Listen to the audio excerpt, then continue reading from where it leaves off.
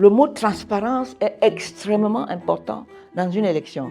Ça veut dire qu'on ne doit rien cacher au peuple. Vous ne savez pas ce que ça donne, hein? Comment on se moque du Cameroun là-bas à l'extérieur, et même du président de la République. On ne peut pas faire la guerre là-bas, et nous on est ici, on dit « je suis président du Cameroun, j'incarne l'unité », c'est faux.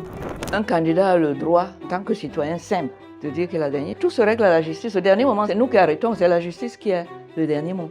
La preuve, il y a beaucoup de ministres qui étaient à la tête, qui sont en prison.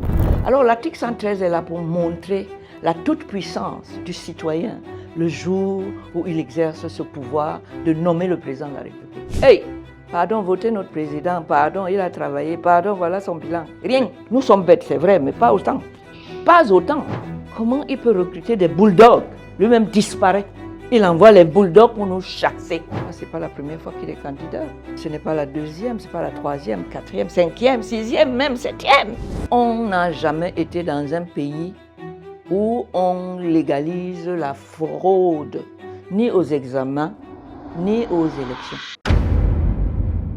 Bienvenue sur ce nouveau podcast de Un Peuple une Histoire. Je suis Cyril Vadel-Assomo, passionné d'histoire, et aujourd'hui, je vous amène de nouveau à la rencontre d'un des invités que vous avez déjà eu ici, dont vous avez tous apprécié. Sans toutefois tarder, je vais la présenter parce que c'est notre maman. C'est la maman de tous les enfants de partout dans le monde entier. Bonsoir maman Alice Com. Bonsoir. Comment vous allez? Eh bien ça va. Ok, on va entrer dans le vif du sujet. Tout à fait. Déjà, on vous rencontre en tant que, ici aujourd'hui, c'est pas seulement la maman, mais c'est aussi la femme que vous êtes, la femme avocate. On tient à rappeler aux autres qui ne connaissent pas que maman Alice Com, c'est la première femme avocate au Cameroun. Et la première question, maman, c'est quel regard portez-vous sur le déroulement général de cette élection présidentielle de 2025? C'est une bonne question et elle est d'actualité.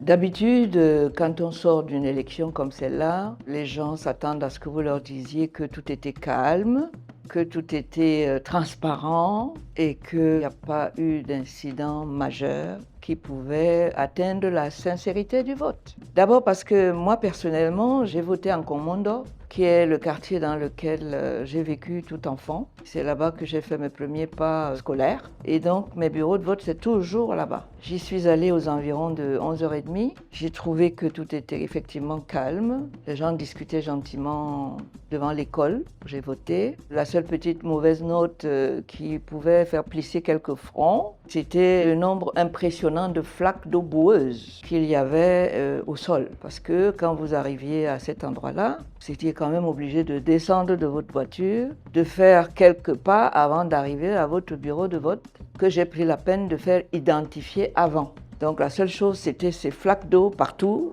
la boue partout. C'est ça qui mettait tout le monde en colère, pour des raisons que tout le monde peut comprendre. Parce que voyez-vous, l'élection dans un système démocratique où on dit que le pouvoir appartient au peuple, c'est-à-dire le pouvoir de nommer par son vote le président de la République, avouez que c'est puissant, c'est fort. Eh bien, ce jour-là, même si vous vouliez voter celui qui est là et qui est encore candidat, eh bien, c'est tout de babou qui jonche le chemin qui doit vous conduire au bureau qui doit recevoir votre vote. Ben, je crois que même si vous vouliez le voter, vous vous dites non, je ne peux pas continuer comme ça, parce que le voter, ça veut dire, oui, tu veux que je te renouvelle ton contrat de travail avec le peuple, tu as bien travaillé, je te renouvelle. Ce n'est pas possible.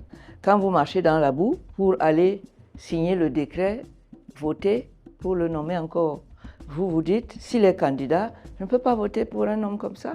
Voilà les seules petites fausses notes, mais qui ont leur importance quand même.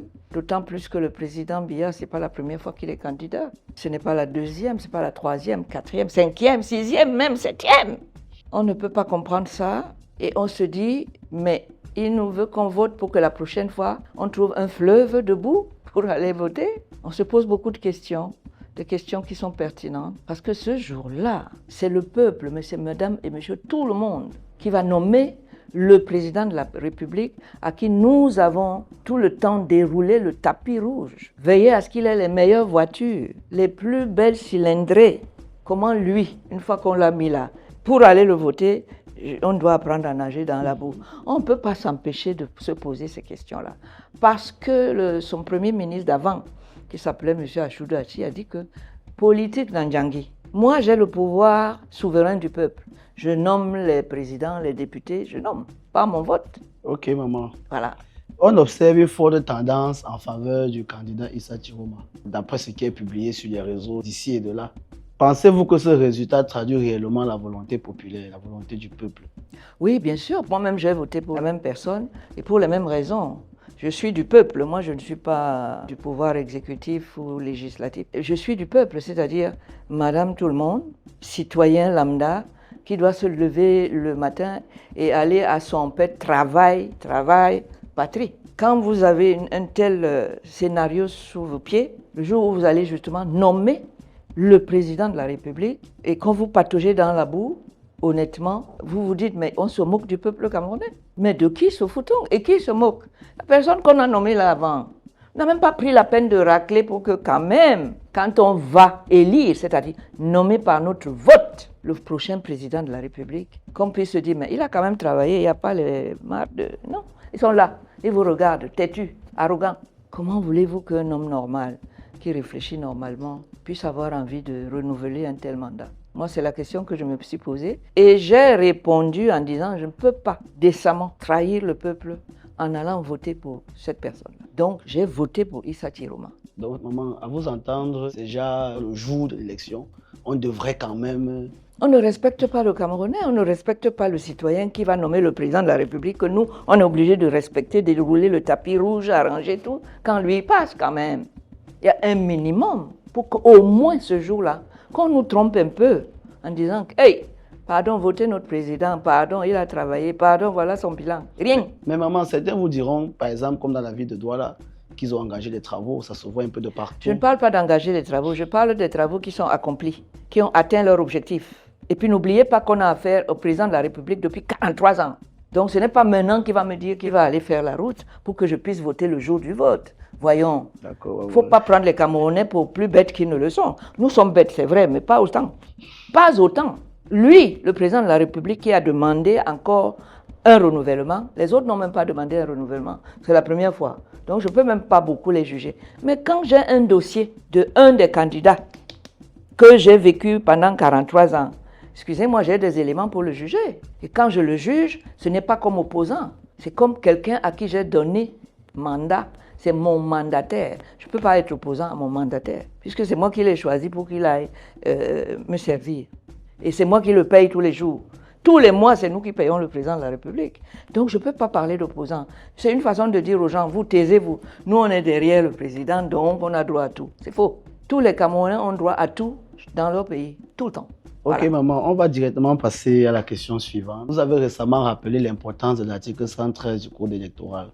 Oui. Pouvez-vous nous expliquer ce que cet article garantit réellement aux citoyens? En démocratie, n'est-ce pas qu'on nous dit que le pouvoir appartient au peuple? Mais les gens ne voient pas le peuple avec le pouvoir. Ils ne voient pas. Pouvoir au peuple. Quand on dit pouvoir au président de la République, on voit qu'il a vraiment le pouvoir. Quand on dit le pouvoir judiciaire, vous allez au tribunal, le magistrat va vous condamner. Il peut vous enlever votre liberté, votre dignité, votre argent, votre patrimoine. Mais le pouvoir souverain du peuple, là, c'est quoi? C'est parce que c'est nous qui nommons tous ces gens-là par notre vote. C'est nous qui, le pouvoir appartient ce jour-là à nous. Vous savez bien que quand le président vient au Cameroun, à Douala, la ville se part de tous ces oripeaux, fait le nyanga partout, par respect pour la personne qu'on a mis là pour travailler pour nous. Mais nous, quand on doit aller le voter, c'est lui-même qui a mis la candidature, que votez-moi. Il ne prend même pas la peine de nettoyer là où on va aller, oser aller. Vous comprenez, c'est cette réciprocité-là qui fait que les Camerounais n'ont pas de chance. Ils bichonnent leur président de la République quand ils l'ont voté. Ils le chouchoutent, mais la réciproque n'est pas vraie. Vous avez fait ça une fois, vous avez dit peut-être il ne connaissait pas. 2 fois, 7 fois, il vient pour la 8e. Vous comprenez ma colère? Non? Vous comprenez ma colère? Vous comprenez la colère de tout Camerounais qui, comme moi, voit les choses comme ça et dit non, assez, c'est assez. Il ne faut pas vous foutre de notre gueule comme ça à ce point-là, monsieur le Président. Vous nous montrez quoi pour qu'on puisse vous redonner pour la 8e fois? Voilà la vraie question que chaque Camerounais doit se poser en allant voter, c'est-à-dire nommer. Votre décret, c'est le bulletin de vote. Quand il nomme les gens, il ne vous demande pas. Vous le nommez, vous lui donnez la mission, il doit faire cette mission-là. S'il veut être reconduit, il doit apporter les travaux qu'il a faits qui étaient dans le mandat. Est-ce que vous avez eu des bonnes écoles? Oui. Est-ce que vous avez les routes? Là, vous ne demandez même pas.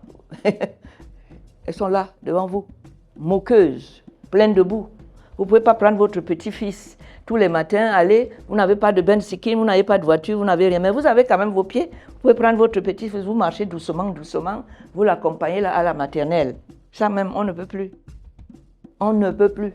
Or, ce sont ces petits gestes de tous les jours qui marquent un enfant et qui font que demain, même s'il est n'importe quoi demain, il va dire, ma grand-mère m'a mené à l'école. Elle me prenait par la main. Elle prenait des bonbons. Elle me donnait. On avait son sac au dos. Vous voyez, il nous a privés de ce plaisir-là. Je ne peux pas amener mon petit-fils à l'école à pied. Je dois me battre pour avoir, pas même un benzikin, parce que l'autre jour, j'ai vu des gens en moto et en benzikin se renverser dans les mêmes trous où on me dit de poser mes pieds pour aller renouveler le contrat du président Biya, par exemple. Non, ça ne marche pas. Ce n'est pas normal. Ce n'est pas cohérent. Ce n'est pas respectueux des institutions de la République. La première institution, c'est le peuple. Ok, maman, je rebondis sur la question. Oui. Est-ce que vous pouvez nous en dire plus sur cet article 113? Cet article donne toute la liberté, tous les droits, ce jour-là, aux citoyens, d'exercer ce pouvoir-là. J'entends que le ministre, le MINAT, qui est un employé de mon mandataire que je vais choisir, que je paye, moi, le peuple, tous les mois. Le salaire qu'il a là, c'est moi, le peuple. Ce n'est pas le président de la République qui paye le ministre, c'est le peuple qui paye. Et quand vous voyez un ministre, vous parlez comme le ministre Atangandji, vous vous posez des questions. Mais Atangandji, moi, je ne peux pas lui en vouloir non plus. Il ne s'est pas mis là tout seul. La personne qui l'a mis là avait des intentions malveillantes contre le peuple qu'il a élu, en mettant un bulldog, oui. Et du coup, il fait le travail pour lequel il a été embauché. Mais bien sûr, sa feuille de route est bonne puisqu'il est là. C'est pas moi qui l'ai nommé. J'ai dit à celui que moi j'ai nommé, prenez des gens là, on va payer dans la fonction publique pour vous aider parce que le chantier des droits de l'homme est immense. Et on paye ces gens-là tous les mois. Atangandji émarge chez nous. C'est nous, le budget public de l'État.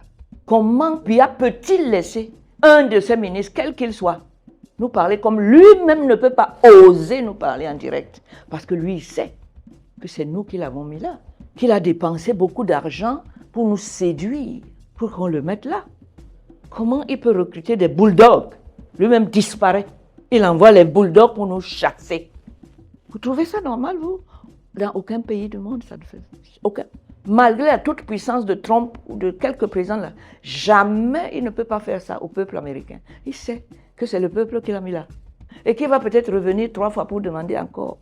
Il ne prend pas des bulldogs pour affronter des gens qui sont ses patrons qui l'ont mis là, qui le payent tous les mois.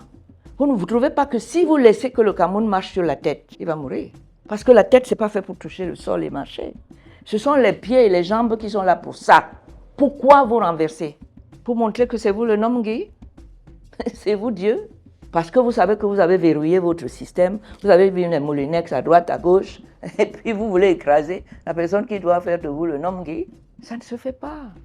Ça n'a pas de logique. Ça ne peut avoir aucune explication. Alors l'article 113 est là pour montrer la toute-puissance du citoyen le jour où il exerce ce pouvoir de nommer le président de la République. Il a la liberté d'aller partout, de vérifier que le scrutin est libre, transparent. Vous voyez, les urnes sont en principe transparentes. Le mot transparence est extrêmement important dans une élection. Ça veut dire qu'on ne doit rien cacher au peuple le jour où il exerce son pouvoir. Rien. Tout doit lui être ouvert. C'est lui seul qui peut fermer une enveloppe, là où il met le nom. Sa voix. C'est lui seul, le peuple, qui peut aller s'isoler quelque part et faire ce qu'il fait là-bas, et vous revenir et mettre dans une enveloppe transparente. Vous voyez la place de l'électeur, c'est-à-dire du citoyen lambda, c'est lui qui nomme le président de la République. Vous voyez que la loi lui a réservé une place de grande liberté ce jour-là. Parce qu'il accomplit un acte de la plus haute importance, nommer le président de la République. Pour qu'il se souvienne, vous l'avez nommé, qu'il ne parte pas là-bas en oubliant d'où il vient et qu'il ne vous dise pas qu'il vous envoie le Moulinex pour vous écraser. Vous ne savez pas ce que ça donne, hein? Comment on se moque du Cameroun là-bas à l'extérieur et même du président de la République. Les gens nous disent, mais comment vous pouvez garder un monsieur comme ça? Oui, ils ne peuvent pas comprendre qu'il soit réélu. Ils ne peuvent pas comprendre ça. Parce que ça ne répond à aucune logique acceptable. Aucune. Les résultats doivent être publics immédiatement. Voilà. Pourquoi est-ce si crucial pour une La démocratie? transparence. Quand vous nommez le président de la République, ça veut dire qu'on reconnaît que c'est vous qui avez plus de pouvoir que le président de la République. Ce jour-là, on doit préparer votre bureau. Le bureau du peuple, c'est la rue. Il doit pouvoir marcher pour aller faire son travail de la plus haute importance, nommer le président de la République, le premier. Vous comprenez ça? Il faut que ces mots-là aient un sens. Il faut que ces mots-là aient un contenu. Ce n'est pas le cas quand je vois ça. Je m'en vais voter, je suis tombé 10 fois dans les petits trous beaux de la route de Ngomondo. Vous pouvez aller vérifier, hein? Une personne qui est là, que j'ai renouvelée plusieurs fois. Moi, c'est pas seulement au commandement. Ah bon, alors, c'était pareil. vous comprenez que je ne peux pas accepter ça. Je préfère mourir que de continuer à accepter ça. Que risque un bureau de vote ou même une autorité qui essaierait de tripatouiller les résultats issus des 10 bureaux? Ben, il risque de répondre à la loi. On n'a jamais été dans un pays où on légalise la fraude, ni aux examens, ni aux élections. C'est un peu comme si vous étiez en train de composer. Hein? Vous avez mis des papiers là. Vous croyez que si on vous arrête en train de frauder le jour de l'examen, vous-même vous savez ce qu'on vous fait. Peut-être qu'on ne vous amènera pas au tribunal, mais on peut. Parce que la fraude, ça ne sera jamais quelque chose d'acceptable. C'est toujours quelque chose de puni, de sanctionné.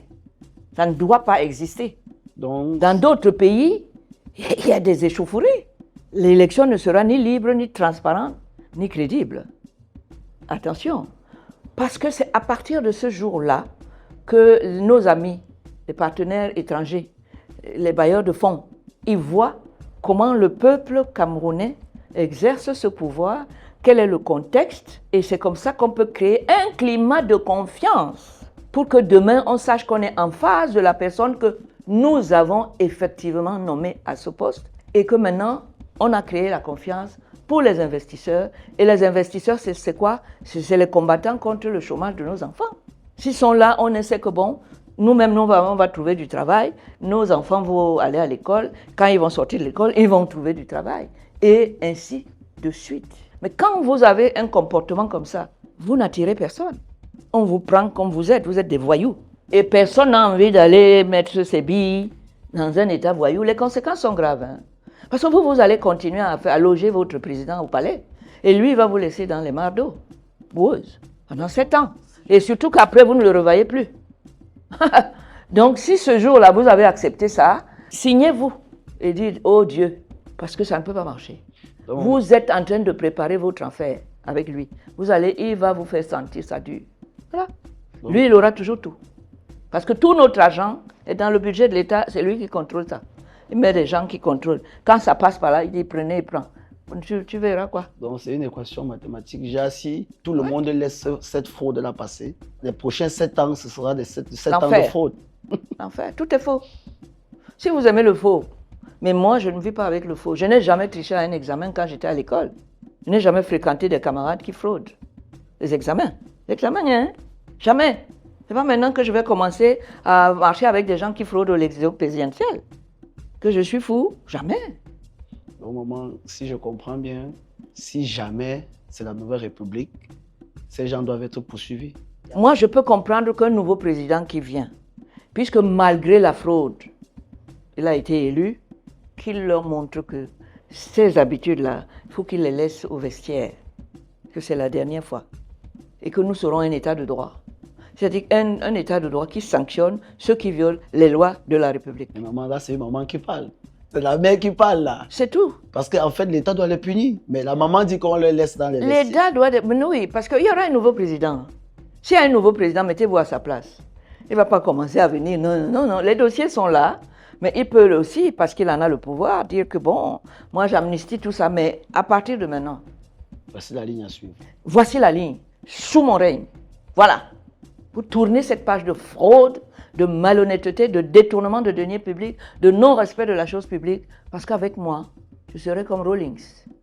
On t'attrape, tu payes. Coupe la main. Tu payes. Ça, je ne discute même pas. Vous, voilà. Je veux qu'on oublie tous ce qui se passait avant.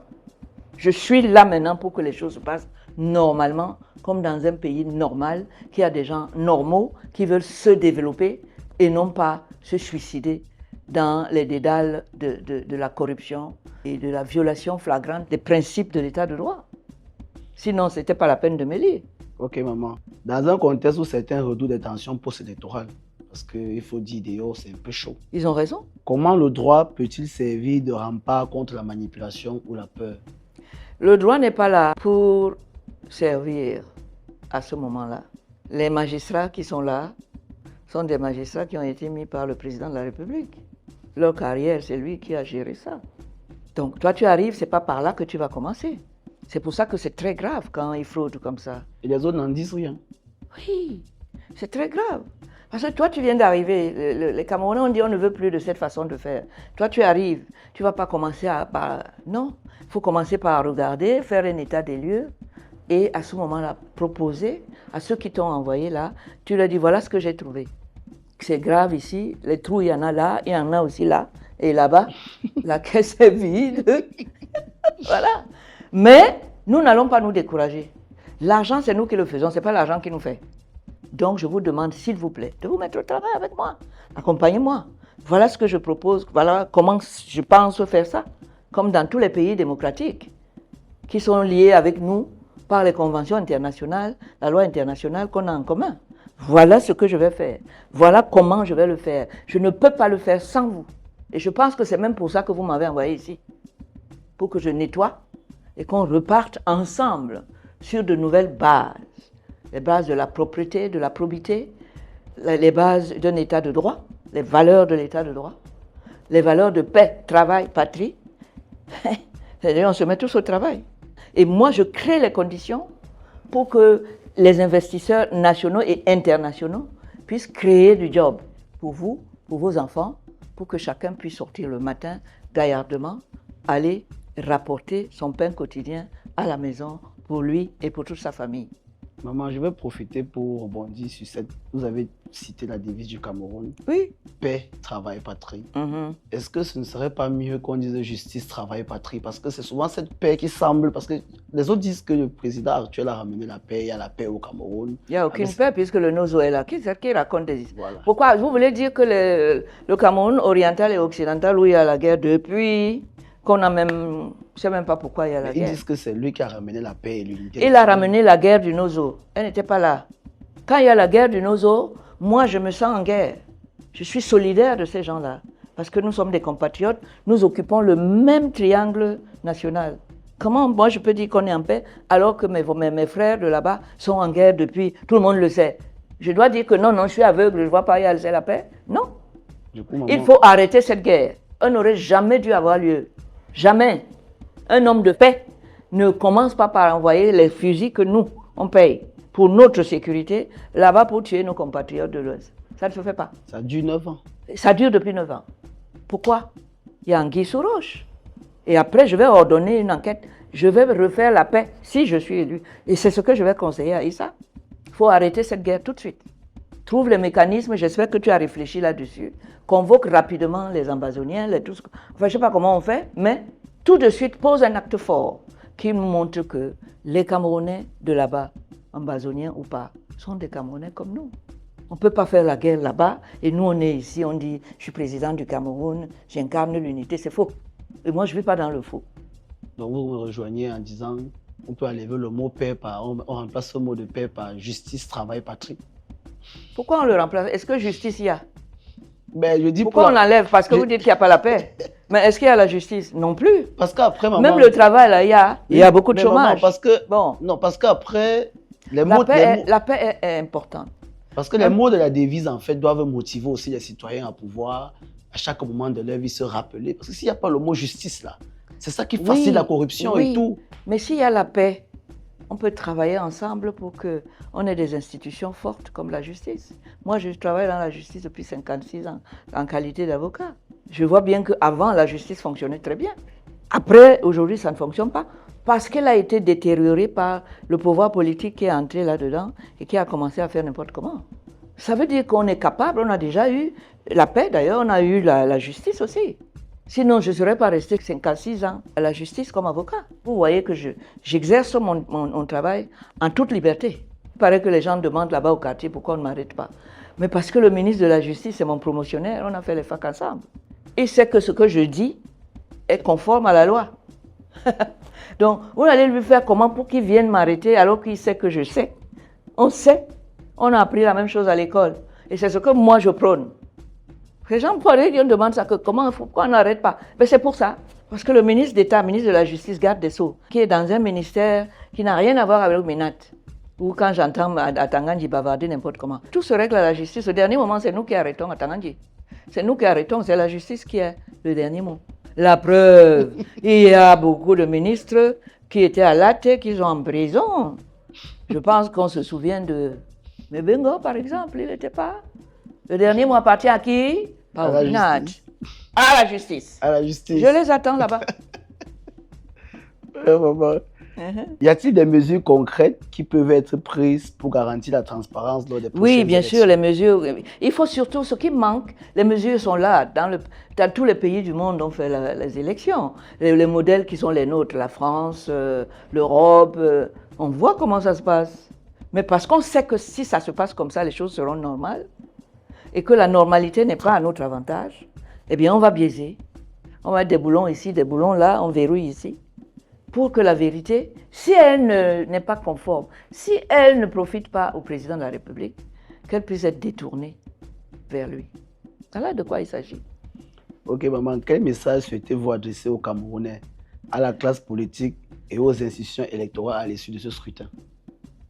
Vous savez, j'ai du mal à trouver un message. Parce que ce message-là s'adapte à des gens qui vivent dans un environnement de démocratie, où il y a la séparation des pouvoirs et où chaque pouvoir, c'est-à-dire l'exécutif, le président de la République, l'Assemblée nationale, la justice, puis le peuple, chacun est dans son couloir et n'interfère pas sur celui de l'autre. Or, tout le monde sait qu'il n'y a pas cette barrière-là. Le président de la République, chef de l'exécutif, devient même le chef du peuple. Voilà, c'est lui qui organise l'élection. Ben oui. Alors, quand il est partout, quand il a cassé tous les murs de la séparation des pouvoirs, il devient un dictateur, quelqu'un qui a le pouvoir absolu sur vous, parce qu'il contrôle toutes les institutions. Si vous l'amenez au tribunal, vous trouvez que ce sont ces gens. Il a mis la corruption là-bas. La corruption, et ces gens vont vous jeter. Et c'est comme ça que le pays ne va pas avancer. Parce que quelqu'un qui veut venir investir ici pour créer du travail pour nos enfants, dans un contexte comme ça, et, excusez-moi, il préfère dire que les Camerounais, vous êtes très gentils, je vous aime beaucoup, mais je ne peux pas mettre mon argent chez vous. Et il aura raison. Tu vas lui dire quoi? Bon, là, maintenant, je pose cette question, je ne pose pas à Maître Aliscom. Je pose cette question à une maman qui a des enfants qui sont dans ces institutions. À Eleka, on va dire aussi, même si ce sont des plus vieux, à la Cour constitutionnelle. En tant que maman, mère de l'humanité, mère de notre Cameroun, qu'est-ce que vous pouvez leur dire à ces gens qui, actuellement, ont entre parenthèses le destin des Camerounais en main parce que le scrutin est fini et les résultats sont à leur niveau? Il se dit sur les réseaux qu'il y a beaucoup de tripatouillage. Vous, en tant que maman, qu'est-ce que vous pouvez leur dire à eux, ceux qui ont ce dernier mot? Vous savez, c'est difficile de parler à un sourd. Vous savez qu'il est sourd. Vous venez commenter à lui parler. Vous attendez quoi? Vous parlez à un sourd, il est sourd, tu le sais. Tu parles. Il n'est sourd, pire sourd que celui qui ne veut pas entendre. C'est une maxime que tout le monde connaît. C'est le cas au Cameroun aujourd'hui. Le président de la République a son projet personnel. Il voulait mourir au pouvoir. Et cette dernière élection pouvait lui permettre, vu son âge, de mourir tranquillement au pouvoir avec un beau mandat électoral de 7 ans. Et oui, vous allez lui dire quoi là maintenant pour qu'il vous écoute? Son plan est tracé depuis. Au moment, ce n'est pas surtout pour lui. Mais non, mais c'est pour lui et pour les gens qui sont... Je parle de votre message, ce n'est pas pour le président. Non, mais je sais, mais c'est eux qui ont le pouvoir, je n'ignore pas ça. Je commence par eux. Je parle à nous autres en bas ici qui vont faire quoi? Ils vont faire quoi? Je dois parler à ceux qui ont le verrou, qui sont aussi des Camerounais, des compatriotes, qui étaient là avant Biya, qui ont une crainte révérentielle par rapport à lui, qui sont dans la hiérarchie, les fonctionnaires et tout. Je vais leur dire quoi aujourd'hui pour qu'ils m'entendent? Rien. Parce que ils sont là-dedans, dans un système hiérarchisé, et que leur patron immédiat, c'est le président de la République, qui a tous les pouvoirs. Je sais qu'ils ne peuvent pas m'écouter. Ils ne peuvent pas m'entendre. Sinon, je serais allé voir le président du Conseil constitutionnel, qui est un camarade Il était magistrat, j'étais avocat. Après, il est devenu avocat avec moi. Et après, on l'a pris maintenant pour en faire un président du conseil. Vous croyez qu'on peut encore se parler? Se dire quoi? Je connais ses contraintes. Il est nommé là pour ça. Et son nouveau patron, c'est pas moi. La camaraderie, c'est bien. Mais il va dire, mais mon patron, toi-même tu connais, c'est le président de la République. Je peux faire quoi? Et il va lui dire quoi? Vous savez qu'on nous a enfermés dans un cercle. On ne peut pas en sortir, c'est un labyrinthe. On ne peut pas en sortir tant qu'on n'a pas cassé les verrous. Ceux qui sont le verrou numéro 1, qui est le président de la République, qui a fait ça pour rester là. C'est lui seul qui a le bouchon de la bouteille. Si tu veux boire, tu passes par lui. Si tu n'ouvres pas, tu ne bois pas. Bon, maman, ces dernières heures-ci qui viennent de passer, le candidat Issa Tiroma a déclaré qu'il a gagné les élections. Il a fait un discours que tout le monde a vu sur les réseaux où il dit avoir gagné les élections. Au vu de ce qui est dit et publié sur les réseaux sociaux par rapport aux résultats ou aux falsifications des résultats, est-ce qu'un candidat a le droit de déclarer qu'il a gagné ou c'est une légitime défense? Un candidat a le droit, en tant que citoyen simple, de dire qu'il a gagné. C'est comme moi, je peux dire que je crois qu'il a gagné. Moi, je ne peux pas le dire parce que je n'ai pas la totalité. Mais lui, le candidat, vous pensez bien qu'il a la totalité des résultats des bureaux de vote. Comprenez? Il se dit aussi sur les réseaux que c'est comme s'il n'avait pas les représentants un peu de partout. Alors. Même s'il n'a pas de représentants un peu de partout, moi j'ai eu des gens de là où il n'a pas de représentants qui m'appelaient pour me donner un peu... La tendance. Oui.